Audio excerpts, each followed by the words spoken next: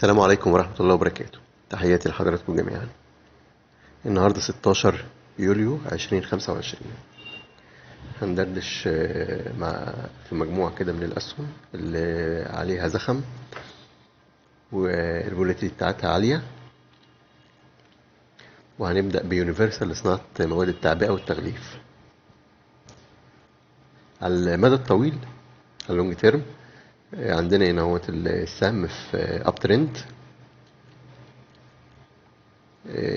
طالع بداية من سنة 24 من 40 قرش، وصل 145 قرش. فهو على المدى الطويل في اب ترند. مؤخرا انا شايف الحتة دي كده زي ما يكون دبل توب. ونوت المنطقة دي كسرها، كسر منطقة جنيه و11 قرش، وقف خسارة. يجب ان هو ما يكسرهاش، جنيه و11 قرش.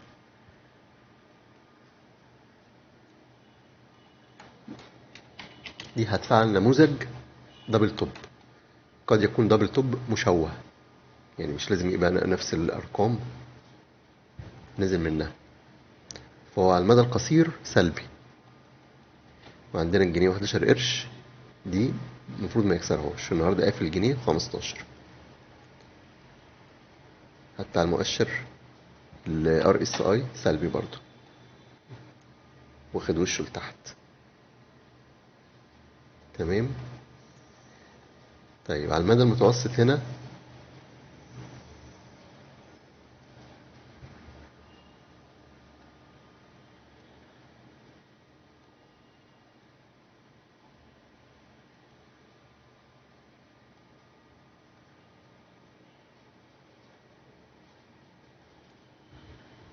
بس النموذج ده كده ممكن نغمقه شوية عشان يبقى ظاهر اكتر.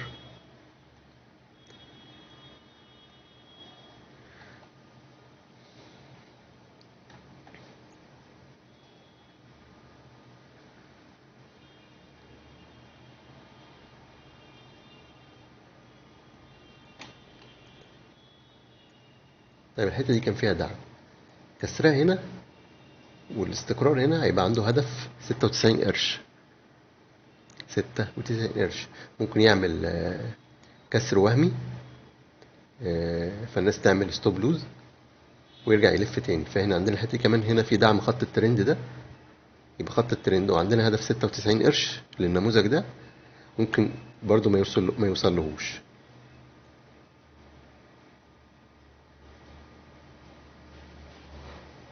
ما هنا في خط ترند وفي هدف عند 96 قرش، ممكن يلف من قبل منه.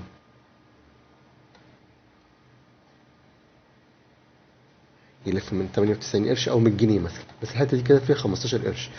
وممكن يعمل ثرو باك ويرجع يختبر الخط المكسور. طيب الحته دي فين؟ عند الجنيه و20 قرش تقريبا، يعني جنيه 24 قرش. فعلى المدى المتوسط هنا عندنا دعم. اول دعم هنا اهوت في الحته دي بالجنيه و11 قرش، جنيه و11 قرش. لو ده ما شالهوش يبقى عندنا هنا من 96 قرش ل 98 قرش. ده بالنسبه ليونيفرسال لصناعه مواد التعبئه والتغليف. ده على المدى القصير والمتوسط. طيب نروح لنهر الخير، كنا اتكلمنا عليه في الفيديو اللي فات واللي قبله.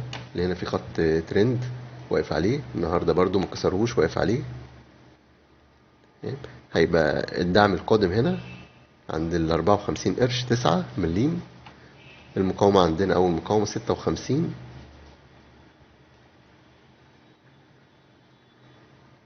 ل 56 8.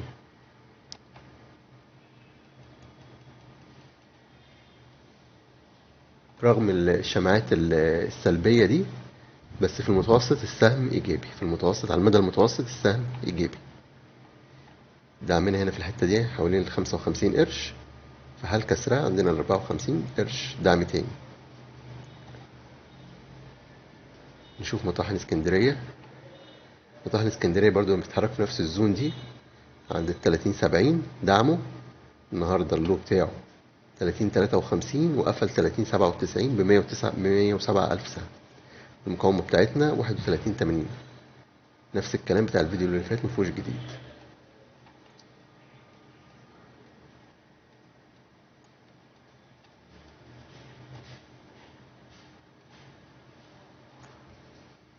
عتاقة عرضي في الحتة دي، وفي فجوة هنا اتقفلت. اعتقد لسه ما اتقفلتش. الهاي بتاع 10.18 ولوج جلسة النهارده 10.20. هيبقى دعمنا هنا اهوت حوالين 10 جنيه، واول مقاومة لينا هنا في 10.90.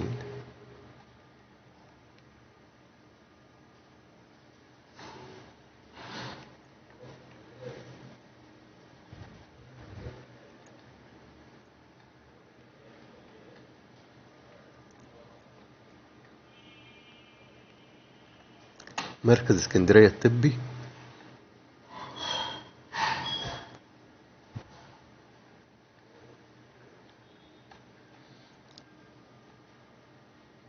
دعمه 23.90، مقاومة 26 جنيه. جاب الدعم والمقاومة النهاردة في جلسة النهاردة. دعم ومقاومة نفذهم في جلسة واحدة النهاردة. بنفذ 98,000 سهم. كسر 23.90 وقف خسارة، إن هيبقى بعد كده الدعم اللي بعد كده عندنا 22.75 ثم 22 فلات. قدر يخترق ال 26 جنيه، هيبقى عندنا 27 ثم 29 ثم 30.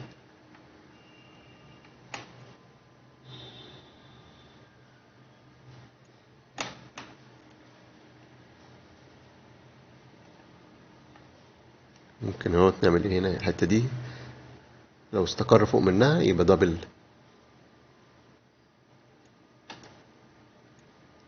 بوتون.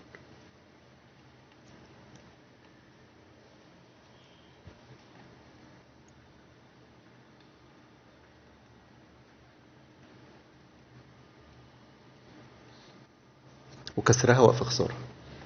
ما كسرهاش يبقى عندنا 27 ثم 29.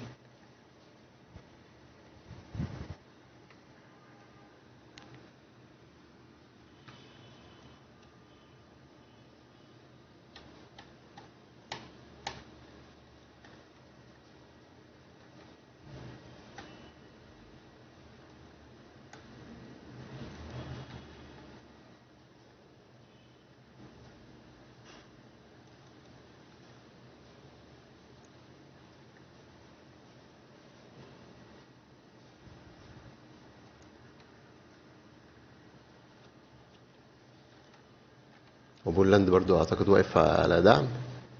قفل النهارده 21 جنيه و70 قرش. كسر ال 21.70 اعتقد هيجيبنا، ممكن يجيبنا عند ال 18 جنيه تاني، مرورا بالدعم عند 20 جنيه. مرورا بالدعم عند ال 20 قدر يستقر فوق منها، يبقى عندنا هنا ال 25 جنيه هدف لينا.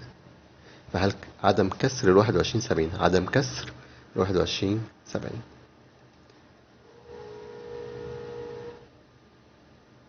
شركة النصر الأعمال المعدنية بالشكل ده كده فهي سلبية.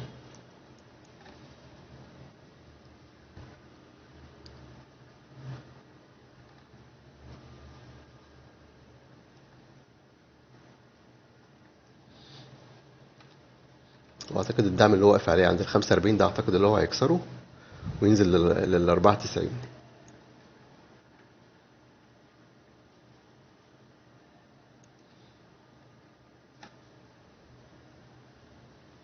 شارم دريمز قافل عند 17 جنيه 70 على دعم. فهل كسره؟ عندنا الدعم هنا الأساسي عند 17 جنيه و30 قرش، يبقى دعمه 17 جنيه 30. أول مقاومة عندنا 18.40. فهل اختراقها؟ عندنا هدف عند 70 عند 20 جنيه. السهم إيجابي على المؤشرات وعلى المدى المتوسط. اختراق ال 20 جنيه عندنا هدف هنا عند ال 24 جنيه أو قبل ال 24 جنيه بحاجة بسيطة. ده شارم دريمز.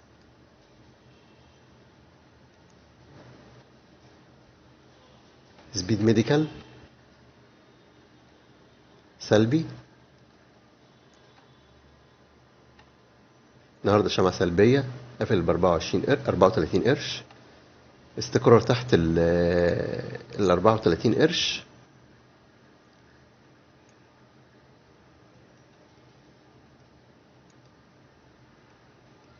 يبقى عندنا هدف 32 قرش. 32 قرش.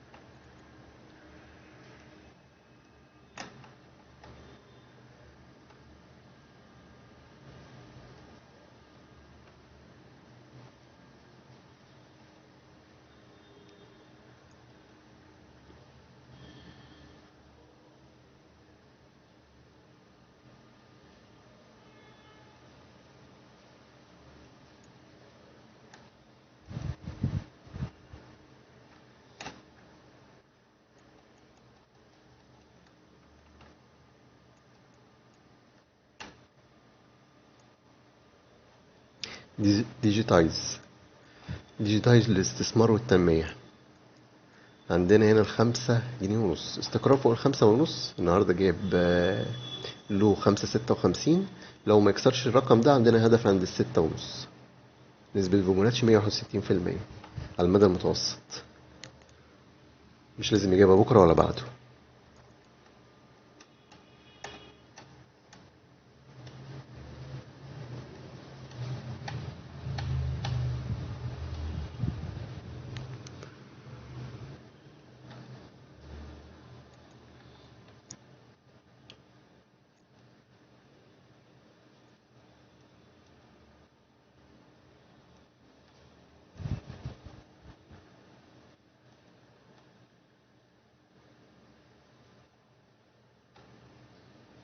جالاكسو دعمه 40 جنيه فلات. النهارده في جلسة النهارده له 40.56، كروز 41.40، 110,000 سهم. مقاومة عندنا ل 44 جنيه. جدوى معرض في الحتة دي بس بيجمع فيها من الأسهم الحلوة. دعمنا هنا حوالين ال7 جنيه. النهارده وصل 96، كروز 7.30. الهاي بتاعه 7.35. دعم وقف خسارة 7 جنيه. السهم إيجابي على المدى المتوسط.